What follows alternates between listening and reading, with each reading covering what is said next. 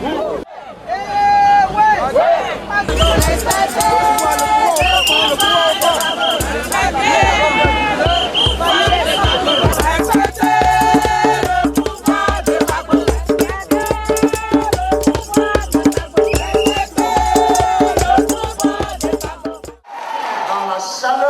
la crise ivoirienne, et lorsqu'on cherchait nos repères pour voir est-ce qu'on va aller intervenir dans les télévisions ou dans les médias, ou qu'est-ce qu'on fait. Cet artiste s'est levé seul, on ne l'a pas envoyé, aucun parti politique l'a appelé pour dire va à la télévision pour parler de Gbagbo Laurent.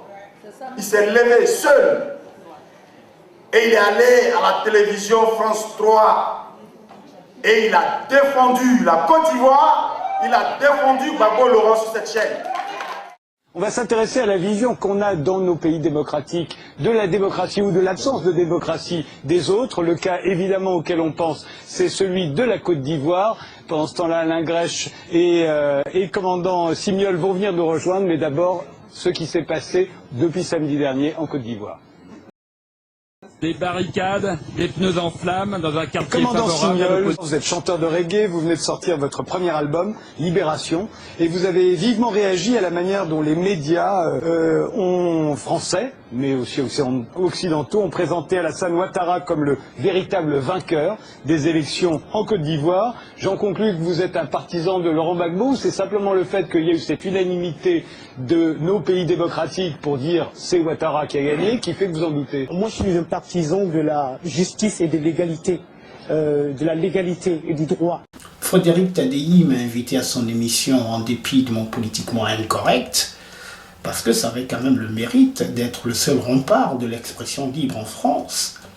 Mon passage à cette émission, qui était d'ailleurs la toute première intervention à contre-courant de toute l'armada médiatique sur le contentieux électoral ivoirien 2010-2011, c'était pas spécialement pour défendre Gbagbo, parce que je ne savais pas grand-chose sur lui à l'époque.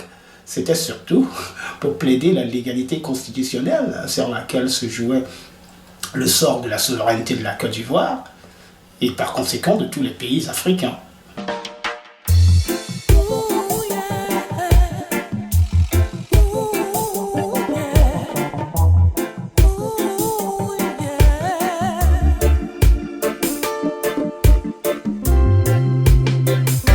Ils ont décidé de nous attaquer pour nous confisquer notre souveraineté. On a parlé, on a tout essayé, et comme toujours, ils sont restés sourds. Et si leur bassesse trahit la sagesse pour une saga sauvagesse, ils ont menti au nom de la démocratie, méprisant celui que le peuple a choisi. Ils ont menti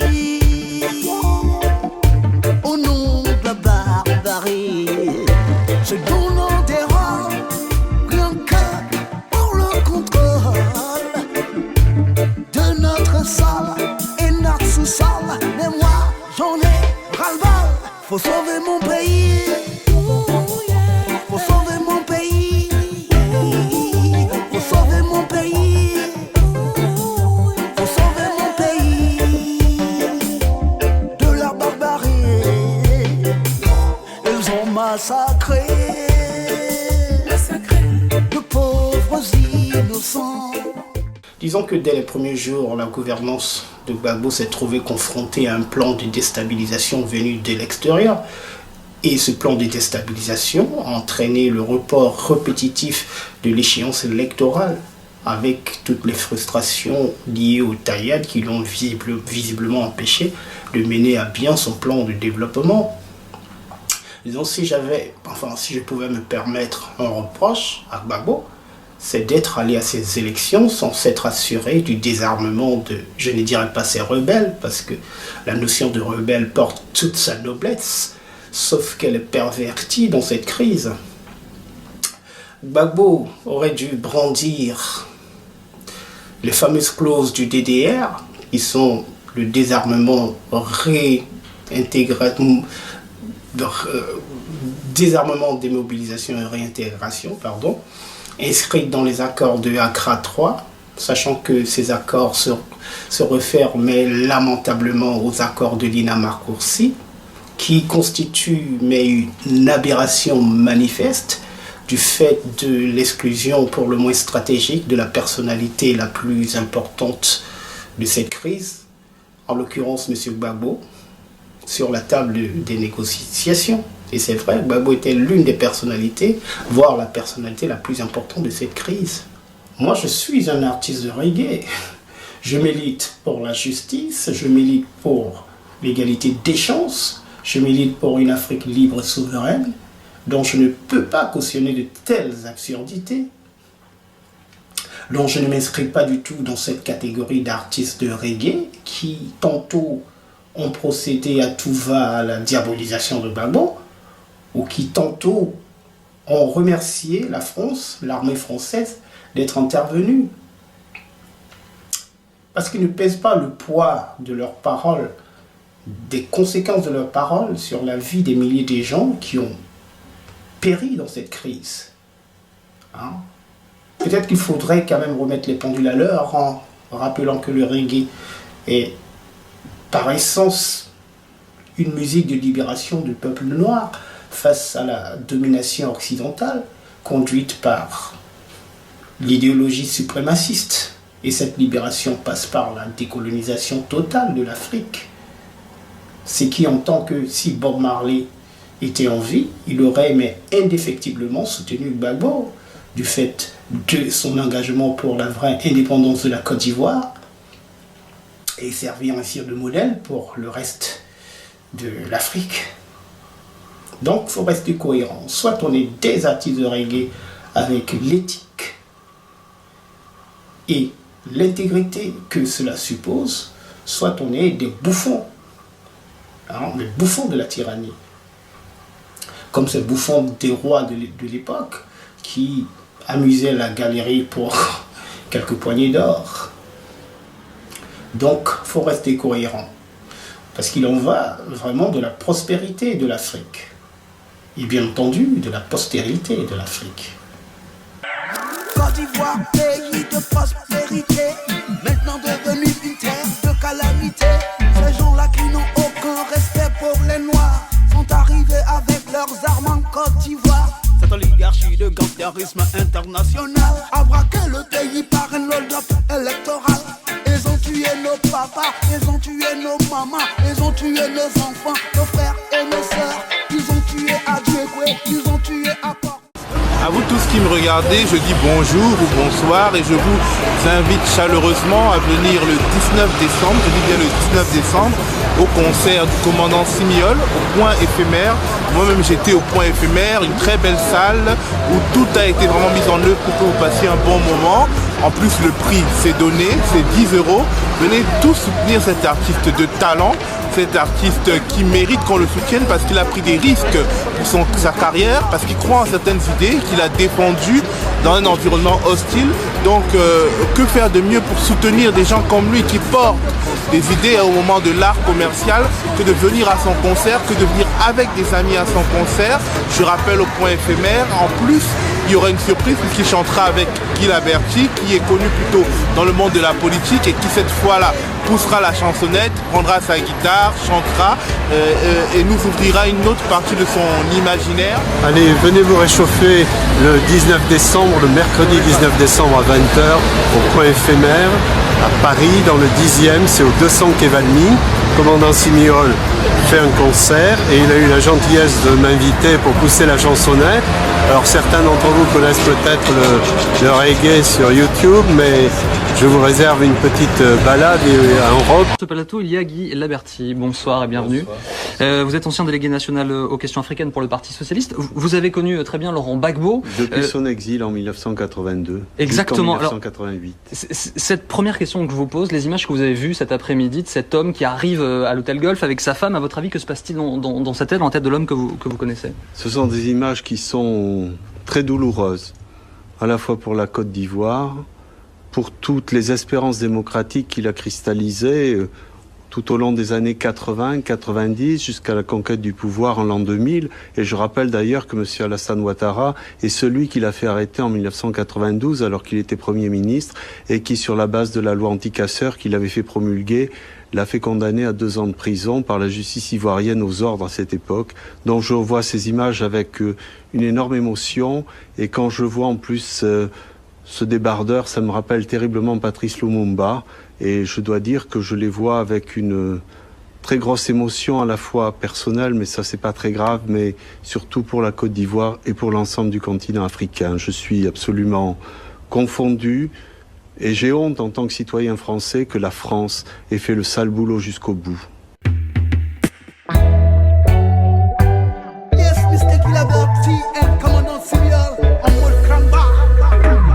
Des chaudes certitudes de lendemain vainqueur animent mon cœur amolli de 68 bâtards. Ce soir d'orage fulgurant ou de la Bastille à Ivry, les métros chantaient l'internationale. Cette nuit qui est des folles d'amour et de vin, ces semaines légères de mai 80 avaient tissé une aube grise glaçant les banlieues. Les banlieues incertaines où sourdait la révolte. Gargamel, le défi de chouffer tous les choux. Sauf qu'on a chouffé au Ghana, Togo, Libéria. Affaire de démocratie est devenue escroquerie. Élection blague tuée, élection magatapé. Bandits de grand chemin a fini avec braquage de banque. On vient maintenant braquer nos petits pays avec des tanks. Ils ont pris petits africains pour faire travail de zinzin. Ils vont faire entrer les bonbons pour nous donner les bonbons. 25 ans ont passé, Chirac et Sarkozy ont eu raison de tes rêves de démocratie. La Côte d'Ivoire est sous tutelle du monde occidental. La France a imposé le zèle de son mauvais cheval. La présidentielle ivoirienne 2010-2011 est une plaisanterie mais grotesque qui consistait à fixer un maillon fort, en l'occurrence la gouvernance de Ouattara, dans toute une chaîne oligarchique.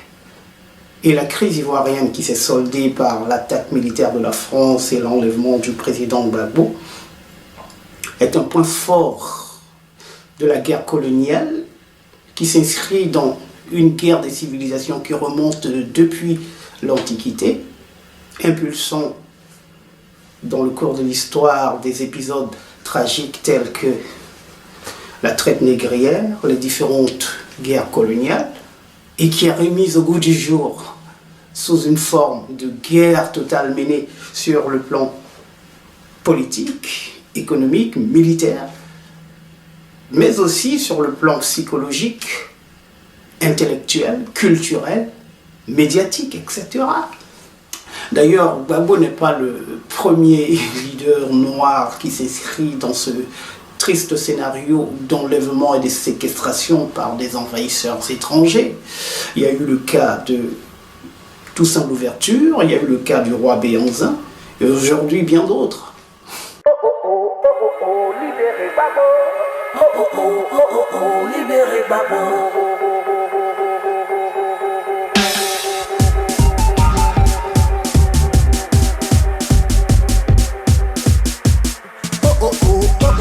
Libérez Gbagbo.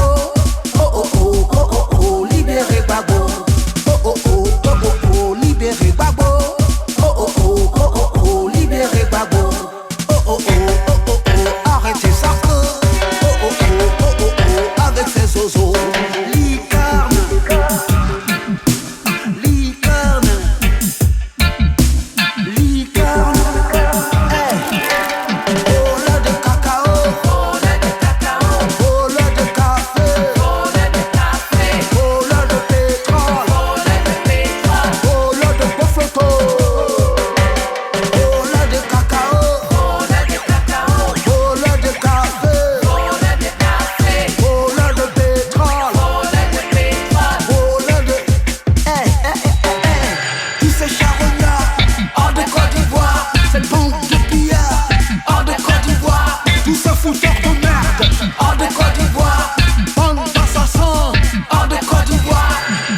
prédateurs, hors de Côte d'Ivoire. Bande de voleurs, hors de Côte d'Ivoire. Voleurs de cacao, voleurs de cacao, voleurs de café, voleurs de café, voleurs de pétrole, voleurs de pétrole. L'Afrique étant une source inépuisable de richesse, aujourd'hui l'obsession des pays occidentaux, c'est de s'assurer le contrôle le plus total du continent avant que la Chine, qui arrive comme ça à grands pas, ne puisse accaparer les marchés importants. Mais vu le contexte historique de ses rapports avec l'Afrique, aujourd'hui la Chine ne peut mener sa conquête que sur l'axe économique, avec une démarche relativement acceptable. Je dis bien relativement, du point de vue du droit des peuples à décider d'eux-mêmes. Mais les Occidentaux, eux, ils sont dans une logique qui les a toujours caractérisés. Celle du chaos par la force de la terreur. Pour arriver à leur fin, ils n'hésitent pas à adopter des méthodes transgressives allant de la transformation du réel à la violation du droit au bien fondé et de l'opinion individuelle et collective. Mais c'est une trahison absurde, un sabotage psychologique et moral qui induit les masses populaires à l'erreur afin qu'ils soutiennent les sentences abusive et disproportionnée vis-à-vis des sujets qu'il diabolise. Simone, l'épouse du président déchu, est traitée avec moins d'égards. Laurent Gbagbo est forcé de poser avec ceux qui l'ont capturé. Pour lui et les siens, c'est la fin humiliante de 10 ans de règne. À part que Gbagbo est le centre d'intérêt politico-médiatique, en raison de sa fonction présidentielle, la personne qui a quand même le plus souffert de cette machine infernale de diabolisation, c'est quand même Simone Gbagbo. Elle a eu droit à un traitement d'une barbarie exceptionnelle. Elle a été jetée en pâture à des chiens de guerre qui l'ont tirée par les cheveux dans tous les sens, et tout ça expressément exhibé devant les caméras, afin de maximiser son humiliation.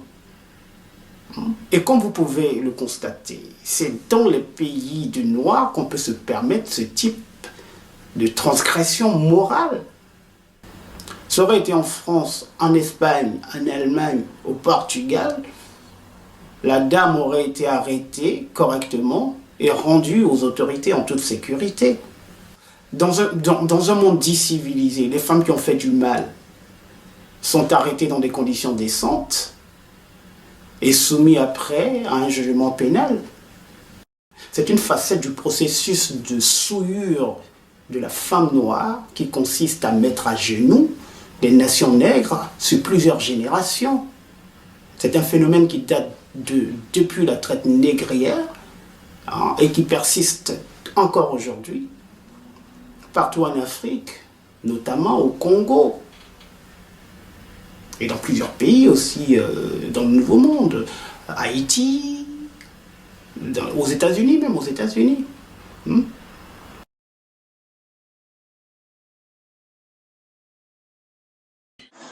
Moi, Mathilde Thébault, femme, mère, épouse, ivoirienne, française, africaine et femme du monde, réclame sans délai et sans condition la libération de Simone Gbagbo.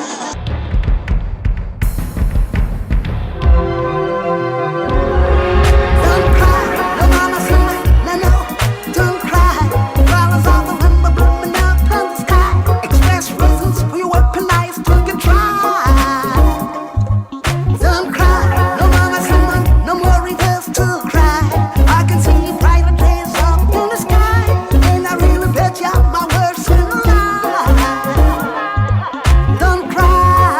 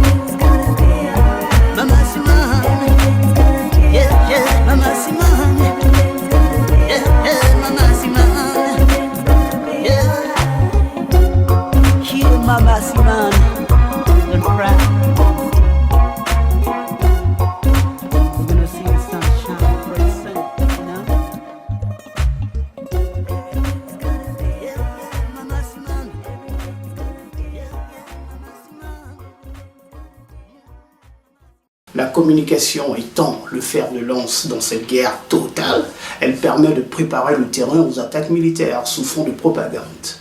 Mais c'est des vagues médiatiques dévastatrices, connues sous l'anglicisme de Serial Humanizing Propaganda, la propagande de diabolisation en série. En fait, le macro-phénomène du tueur en série. C'est lié à des enjeux géopolitiques et ce qui explique le caractère tant stratégique que malsain. Et dans cette mécanique perverse, si on doit parler de crime, c'est plutôt le traitement appliqué à la personne diabolisée, et non les allégations à son encontre. Et le degré de perversité va même jusqu'à attribuer la théorie conspirationniste à toute observation critique et objective sur le sujet. Moi, personnellement, j'ai toujours eu du mal avec les hommes politiques à la base. Et j'avoue que j'ai un peu quand même eu du mal avec le président Gbagbo, du fait de toute cette machine de diabolisation à son encontre, au début des événements, entre les années 2002-2004.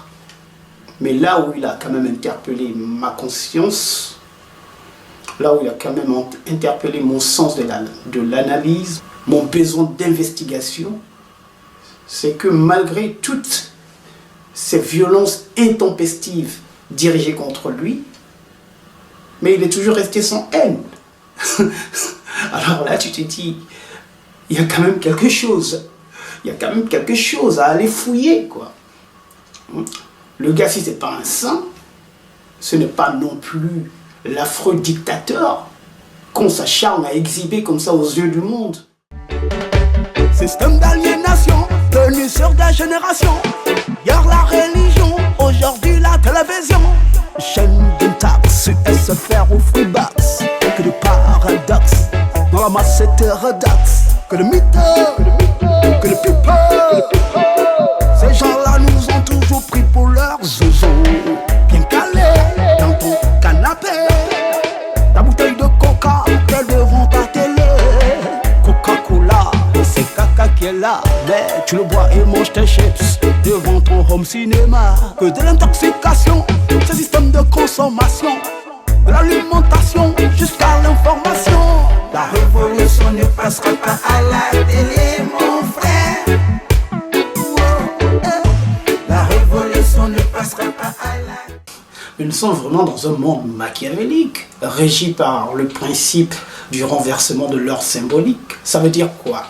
Ça veut dire tout simplement que dans ce monde-là, ce qui est mauvais là, on va te dire que c'est bien. Et ce qui est bien là, on va te présenter ça comme quelque chose de mal. Va comprendre pourquoi dans l'iconographie judéo-chrétienne, déjà là on est dans un ordre patriarcal, et Dieu le Père est présenté en homme blanc, avec sa barbe blanche comme neige. Et les petits chérubins autour de lui, les anges qui gravitent autour de lui, c'est des spécimens blancs, des petits spécimens blancs avec des ailes blanches. Et Satan, qui incarne le mal, est présenté en forme de négro-humanoïde, à la peau bien foncée, bien sûr, et avec des cornes. Alors qu'en réalité, dans les spécimens humains, on sait très bien qui sont ceux qui ont toujours été les plus généreux dans l'acceptation des autres, et ceux qui ont toujours causé du tort aux autres par toutes les formes de cruauté et de barbarie. Et le fonctionnement de ce principe de renversement de l'ordre symbolique a évolué de l'influence religieuse à l'influence médiatique. Donc, c'est qui ne fait pas l'affaire de l'ordre préétabli est diabolisé à grand matraquage médiatique. C'est ainsi que pour avoir voulu remettre en cause le pacte colonial afin de permettre au peuple ivoirien de vivre dans la dignité, Gbagbo s'est vu coller l'étiquette de dictateur, tout simplement. On te plonge comme une éponge dans les médias mensonges où le libérateur est le dictateur et le psychopathe, le démocrate. La manipulation du sens de la révolution. Quand la chose est rouge, ils vont te faire croire que c'est bleu. Quand la chose est bleue, ils vont te faire croire que c'est rouge. Et quand la chose est noire, ils vont te faire croire que c'est jaune. Mais ça n'a rien à voir. Et quand la chose est jaune, ils vont te faire croire que c'est noir.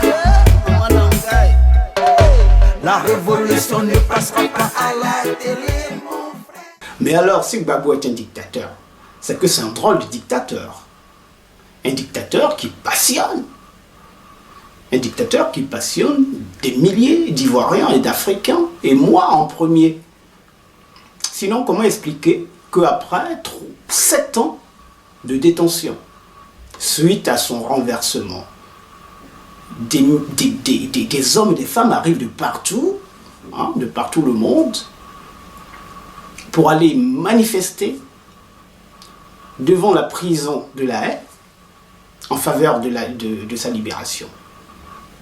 Ils viennent de Paris, Bordeaux, Marseille, Lyon, Espagne, Portugal, Allemagne, Angleterre, États-Unis, Canada.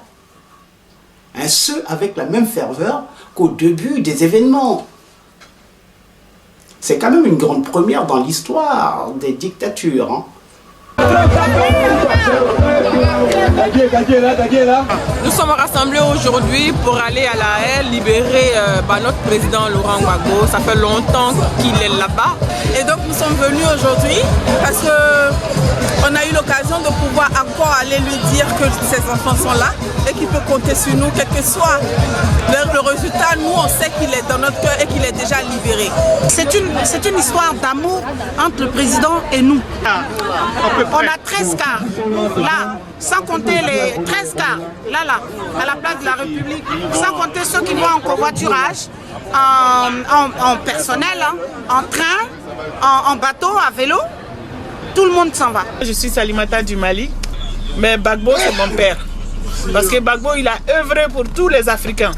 Donc les vrais Africains dignes de ce nom devront lui supporter. Parce que c'est lui et sa femme qui ont commencé à nous défendre d'abord.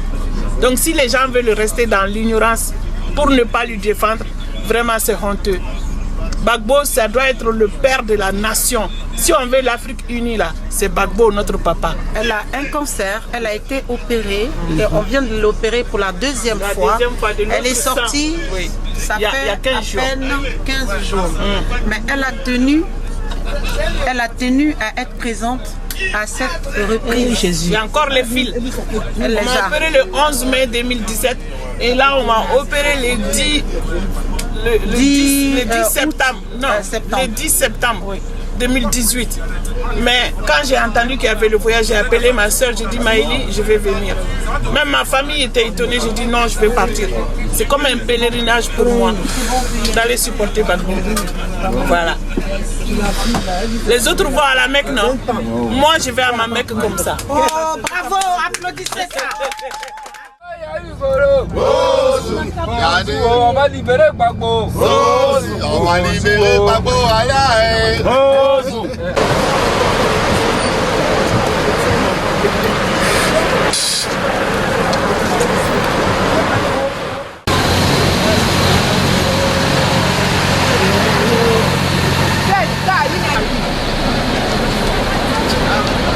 Rendre immortel ces moments. Oui, c'est le petit déjeuner, mon frère. On boit un peu de bouillie pour pouvoir tenir. C'est du mil. Il faut prendre des forces avant d'attaquer. On est parti de Paris à minuit et quelques, minuit et demi pour arriver ici à 7 heures. Donc Il y a un peu de fatigue quand même. Vous allez tenir le coup, vous pensez? Ah oui, très bien. On a l'habitude, c'est pas la première fois. Depuis 7 ans qu'on vient là, maintenant, c'est devenu de la routine. Le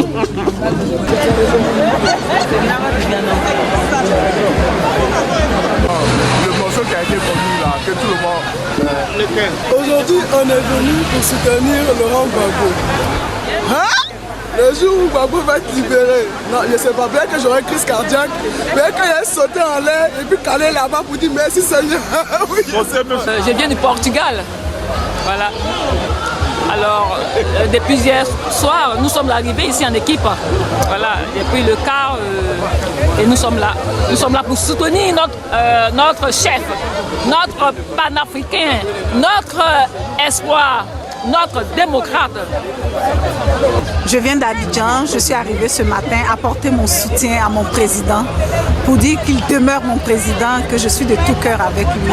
Il y a le centre de l'Italie, des gens sont partis de Florence, de Parme, de Brescia, comment on le dit en français, Brèche, je sais pas, Brèche, de Milan, de Treviso et de Turin, voilà, un peu de toutes les pas de toutes les régions de l'Italie. Nous sommes ici là en Hollande, à la Cour pénale internationale. Moi personnellement, j'ai voyagé de Londres ce matin pour mon président. J'ai pris l'avion, je repars ce soir. Et je tiens à dire au peuple hollandais que, vous savez quoi, nous avons pendant cette année proliféré votre économie par rapport à notre président que vous maintenez en capture ici. Ce n'est pas de votre faute. Mais nous sommes venus ici, nous avons loué des hôtels, nous avons pris des cars, nous avons pris des transports et que vous pouvez constater que notre président est le plus célèbre que vous avez pu détenir dans cette cour pénale et nous sommes venus le chercher pour une dernière fois. Je veux dire au peuple hollandais, avec tous mes respects, que vous devez, par rapport à l'élévation de votre économie aujourd'hui, de faire une statue de Laurent Gbagbo à cette cour pénale. Ok, et que nous on est venu chercher notre président et en tout respect, we love you, we bless you, and then it's a love, Rastafari.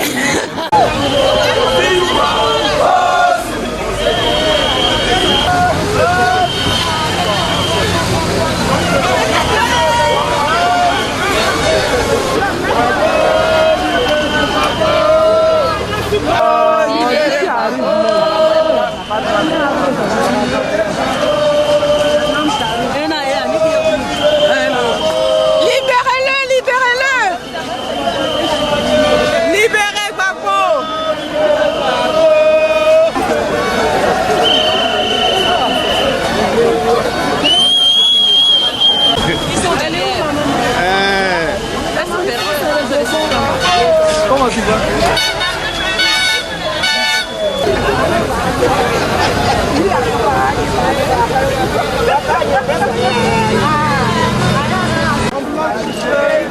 Il va libérer l'Afrique. On va libérer Gbagbo. Il va libérer l'Afrique. On va libérer Gbagbo. On va libérer l'Afrique. On va libérer Gbagbo. Il va libérer l'Afrique.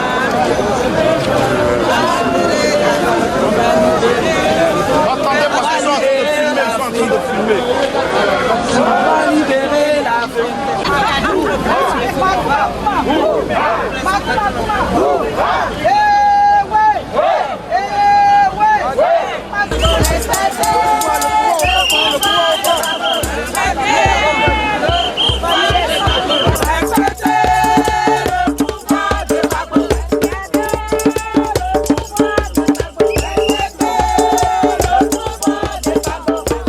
Ce matin, on a été à l'audience et donc à l'audience, toujours, le procureur raconte toujours ces mêmes bêtises, ces mêmes mensonges, mais la vérité est en train de le rattraper. Voilà, et donc aujourd'hui, je pense à Bolton, John Bolton, l'Américain qui disait que la Cour pénale internationale est une cour irresponsable et dangereuse. Et nous, Ivoiriens, on est d'accord avec ça. Mais alors, ce qui singularise Gbagbo, C'est que non seulement il a échappé d'ailleurs assez miraculeusement à plusieurs tentatives d'élimination physique, mais il a quand même réussi à ébranler tout un réseau oligarchique. Des gens aux commandes de pays et d'organisations les plus puissantes de ce monde. Il avait des adversaires sans foi ni loi, des adversaires impitoyables qui n'ont pas hésité à lui porter des coups irréguliers. Mais il a retourné la force de ses adversaires contre eux-mêmes. On se croirait dans une scène de Aïkido, d'un film de Steven Seagal. Et Steven Seagal peut vous le confirmer. Le principe du Aïkido, c'est de retourner la force de l'adversaire contre lui-même. Et c'est ce que Gbagbo a fait. Aussi fort qu'ils sont arrivés, aussi fort ils sont tombés. Et ils n'ont pas fini de tomber. Et cette Cour pénale internationale est en train de tomber dans le discrédit. Sauf qu'il faut composer avec le temps. Et j'aime bien cette pensée de Gbagbo qui dit « Le temps est l'autre nom de Dieu ». C'est vraiment des mots de sagesse qui consistent à avoir la foi dans ce qu'on fait, dans l'action qu'on mène, aussi petite qu'elle soit. Comme la petite graine qu'on enfonce dans le sol et laisser le temps faire le reste. C'est-à-dire la voir germer et porter ses fruits. Je ne sais pas si la chance t'a mis à l'abri des tourbillons de la tragédie. Dans la terreur des tueurs, nos vivants de nos sangs a disparu dans la nuit. Tous les jours je prie pour que tu restes en vie, baby. Je t'attendrai sous un ciel nouveau.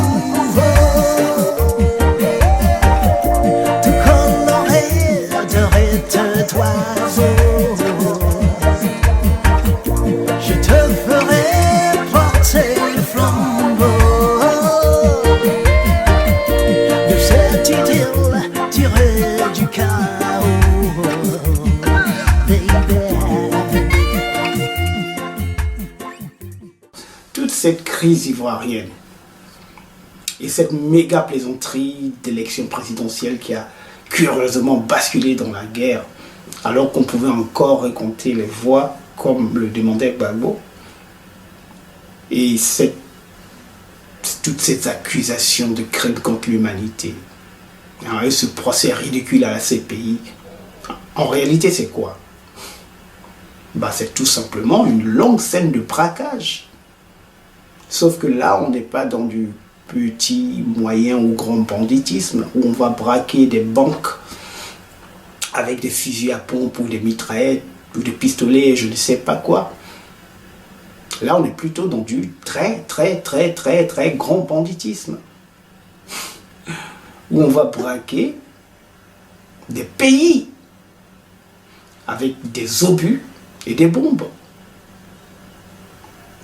usant de la loi, des méandres de la loi en sa faveur, dans une confusion mais absurde du pouvoir exécutif et du pouvoir judiciaire.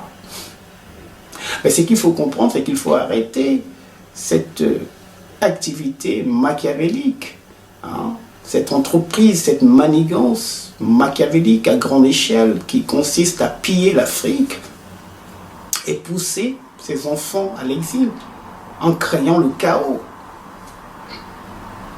Voilà. Moi je suis guinéen, je suis Emmanuel Koul. Donc je vous salue tous. On est là, donc je vais chanter un peu pour vous, pour qu'on puisse quitter quand même ici, où on pourrait rentrer chez nous. Et yo, moi je suis Emmanuel Koul, j'en ai marre de rester ici. J'en ai marre. J'en ai marre, je vais rentrer chez moi. J'en ai marre de la dictature africaine. J'en ai marre de vivre dans la souffrance. J'en ai marre, je vais rentrer chez moi. J'en ai marre de voir l'Afrique souffrir. J'en ai marre de voir l'Afrique pleurer. J'en ai marre d'être toujours clandestin. J'en ai marre de voir mes amis souffrir sur le désert. J'en ai marre de voir mes amis mourir dans l'eau. J'en ai marre de voir les Européens nous torturer comme des animaux. J'en ai marre. Et pourtant nous sommes des hommes.